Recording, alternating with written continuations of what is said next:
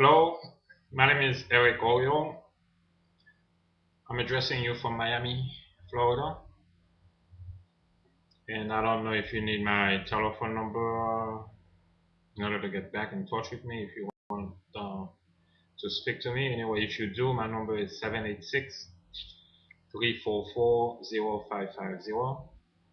And I'd like to address the three questions that you posed about Social Security.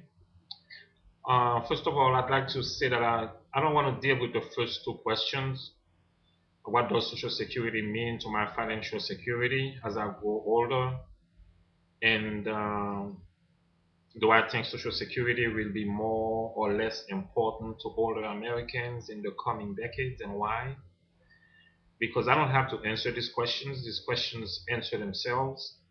And I feel when we waste time answering such questions, we are putting ourselves uh, in the defensive, when right now we should be more we should be thinking more uh, how to become more aggressive. We are watching young people all over the world putting out their lives on the line for freedom and justice. And these are people who have not lived yet, 17, 18, 19 years old, and they're not scared of dying. And all the people here in America seem to be afraid of what? I don't know. We are going to die anyway, sooner than later, and we should be the ones who show some courage and try to defend the future of this country, the future of this world. Instead, we're acting like a bunch of cowards. So I'm going to skip the first two questions and jump to the third. Uh, that Social Security, even though it's not affecting the deficit, it's being uh, it's being attacked. This attack is not just on Social Security.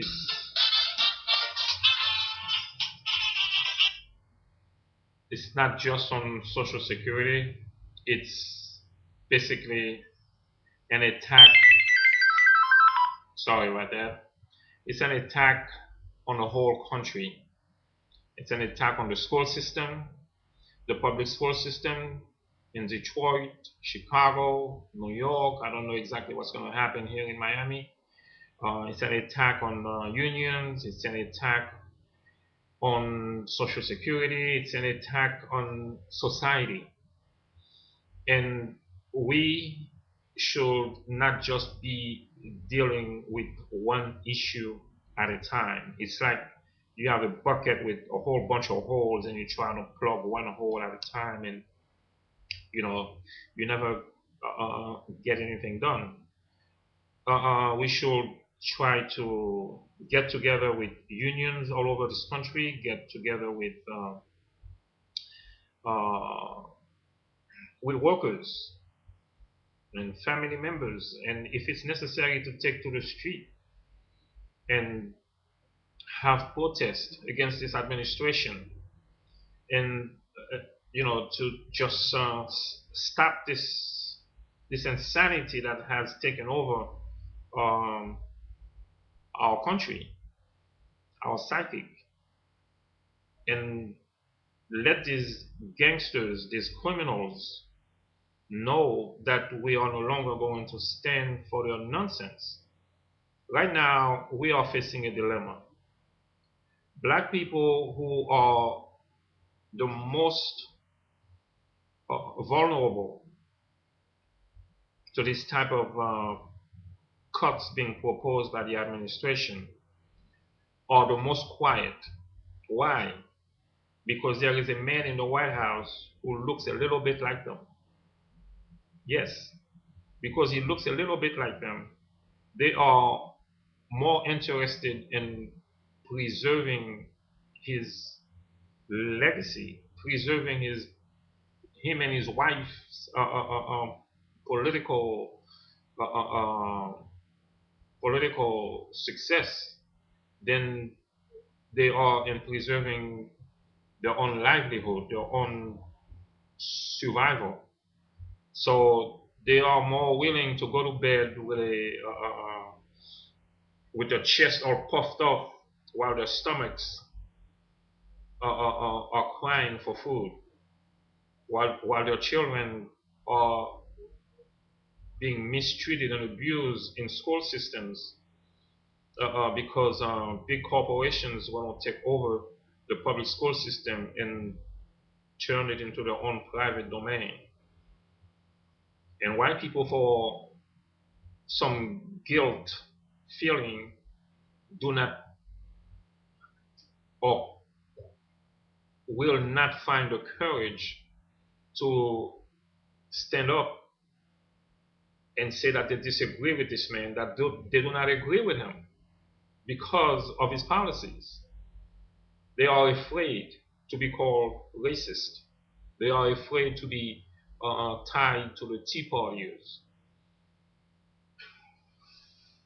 You should never be afraid to speak up against whoever it is, whether it's somebody who calls himself Bush or somebody who calls himself Clinton or somebody who calls himself Obama.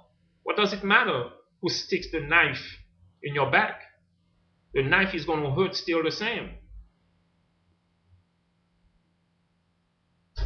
Anyway, I'm sick and tired of always having to explain to these people why we deserve the things that we have invested our money in, like Social Security. We do not, we're not asking for anything from them. As a matter of fact, they are stealing from us. They should be giving us more than they are giving because they are in Washington, D.C. acting like they own this country, they own the world, and they do not own shit.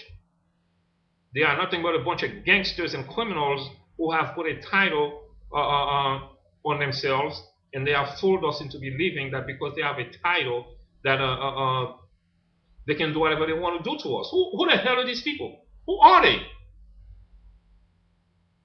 So if you're not going to get angry and start to